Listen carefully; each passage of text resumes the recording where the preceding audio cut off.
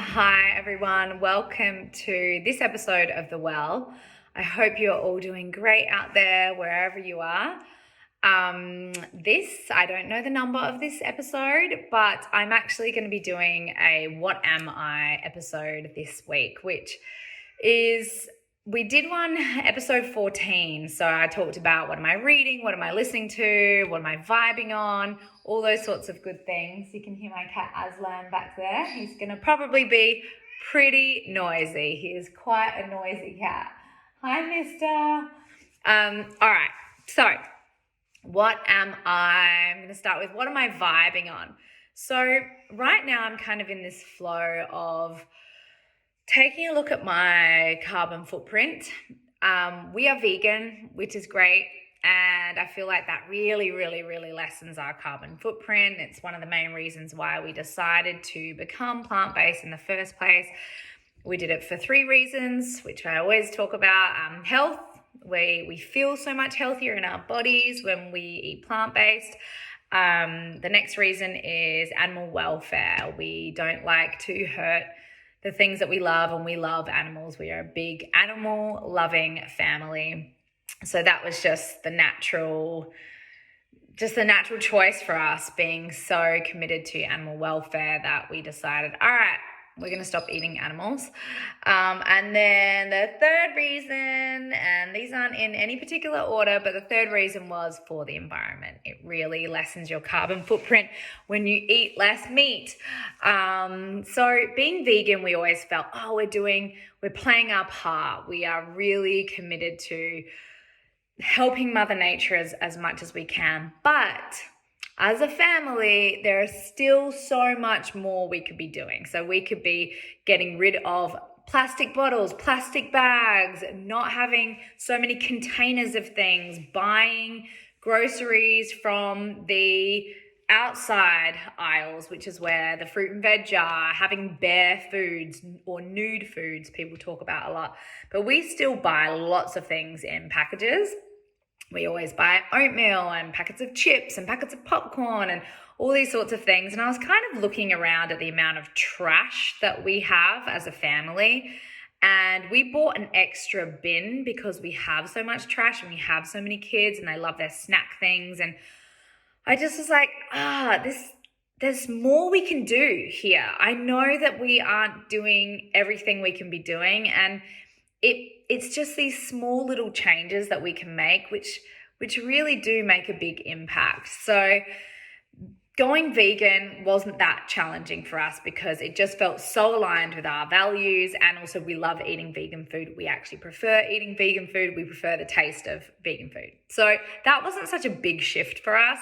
Actually, what is going to be a bigger shift is choosing snacks and things that don't come in crazy packaging. So I started doing my research and I found this company that I really want to talk about because they're fantastic.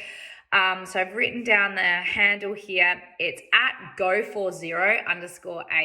So the company is Go40. I actually did a little shout out to them on Instagram because I just am really inspired by the work this mum is doing. It's an Aussie owned, 100% sustainable, toxin free company.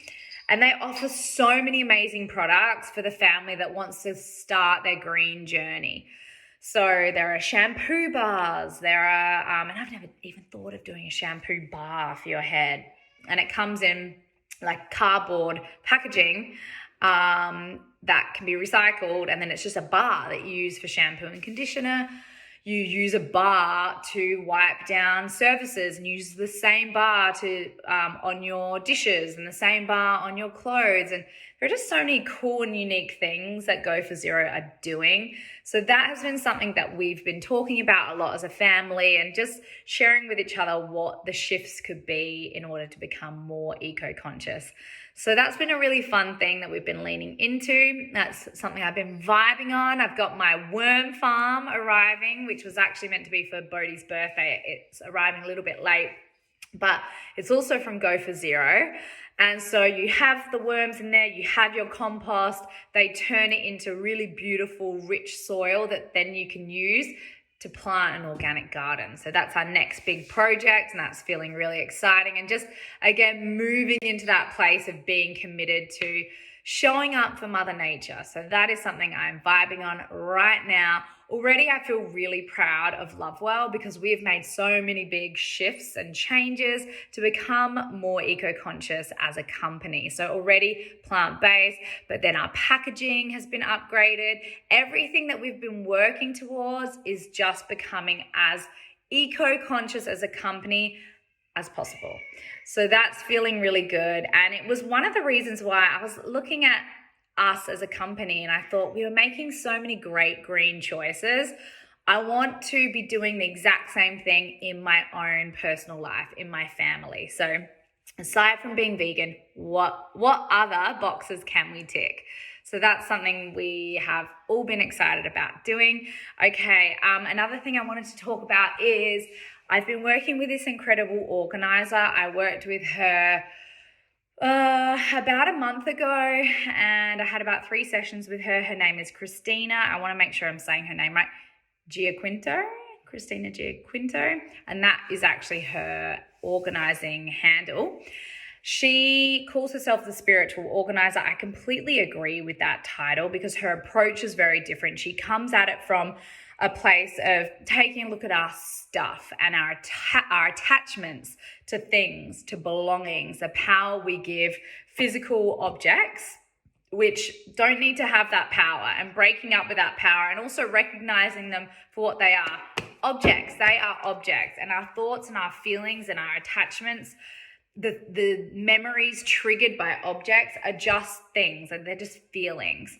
So there will be some that really warrant that sentimental feeling, and then there will be other objects in our lives that don't warrant that feeling, and what I've been calling my tag along things. So books and jumpers and toys and clothes and stuff like old baby prams that I no longer use, but it reminds me of the time when Bodhi was little and we were in Germany. No, out. So she's been really great about holding my hand and walking me through the process of decluttering my life. So I love that. I've spoken a lot about my work with Marie Kondo's book in the past, and this is just taking it a step further, having that one-on-one teacher. And some of the concepts are quite similar, but she really tackles organizing from a spiritual place, which totally speaks my language. So I've been loving her. You should check her out. All right, what am I listening to? I am listening to the best podcast in all the land. As you know, I'm a huge true crimer. I love my true crime. I listen to Crime Junkie and Case File and Australian True Crime and so many Mamma Mia's true crime conversations and so many true crime things. But sometimes I'm not showing up for true crime because it can leave me feeling a certain way. Whilst I enjoy the aspect of it, and I have always had that mind for wanting to solve things, solve mysteries. I've always been attracted to big mysteries. And I think in another life, I would have made a really good detective. That would have been something I would have loved to have explored. And even now, like sometimes I'll see the criminology courses pop up. I'm like, should I? But no. But something I've been really interested in lately is this podcast called Law of Attraction Tribe, and you can check them out on Instagram at Law of Attraction Tribe. Stephanie Keith, she is the woman who runs it. That's her company. And she is the best. She is the most inspiring Law of Attraction teacher that I've ever listened to. And I've listened to a bunch of them. I have been interested in the Law of Attraction since 2011. And I've done e-courses, I've looked at it. I'm a really big believer in setting goals, setting intentions, calling things in, vibrating on a highest frequency, all that sort of stuff. That is my language. I love it. I show up for it. I'm all about it.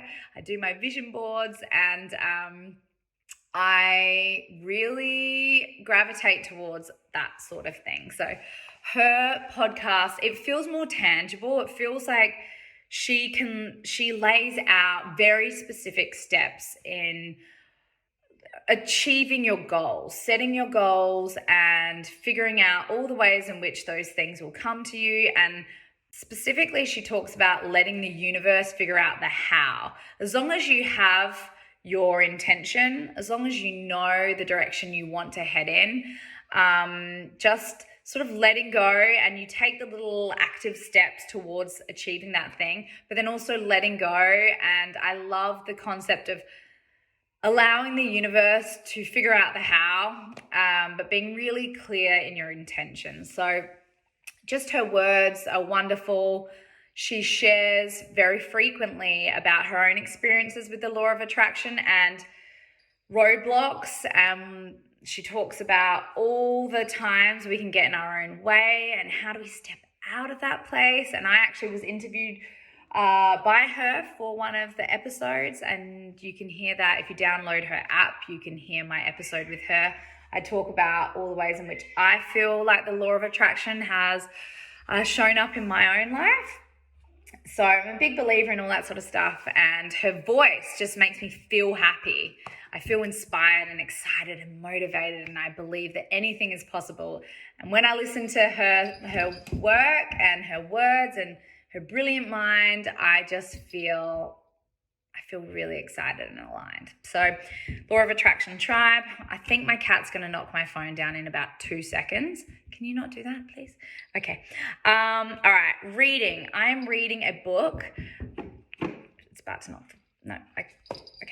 I'm reading a book called Practicing Simplicity. It is by this beautiful woman called Jody Wilson. She is someone who has this blog called Practicing Simplicity. I've been reading it for about 10 years. Before I even had kids. She is just a gorgeous writer. Her writing completely resonates.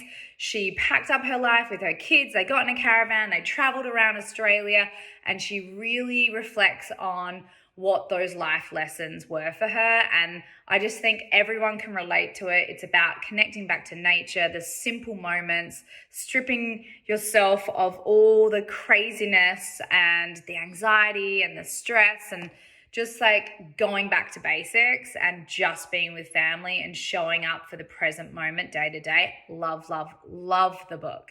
It's beautiful. It looks really beautiful. It makes me feel calm. I read her writing and I sit in bed and got a little salt lamp on. I'm sipping on my dream. And I just read the book and I feel good.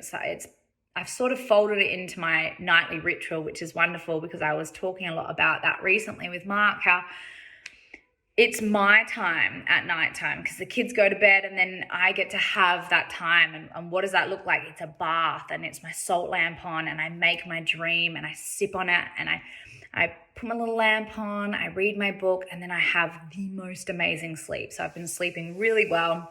And no, it's because I've been folding in this nighttime ritual. So thank you, Jody Wilson. Everyone should check out her book. It's very inspiring. And then the last thing I wanted to say was what I've been eating, which I'm actually going to talk about what I've been drinking. So I've been having my Blossom obviously every day, but I've got a new recipe for you. Okay, so check it out. I've written it down. If you're making it just for the one person, you do 1 frozen banana, 1 medjool date, 1 teaspoon of peanut butter, 1 teaspoon of mesquite. I think I'm saying that correctly. So that gives it a really yummy caramel taste. It's amazing. Half a teaspoon of maca, Lovewell, Blossom. Obviously, I do Blossom. You could do this for the kids and use Grow as well, but I do this for myself, Blossom. But the kids love it as well, so you can just swap that out for Grow.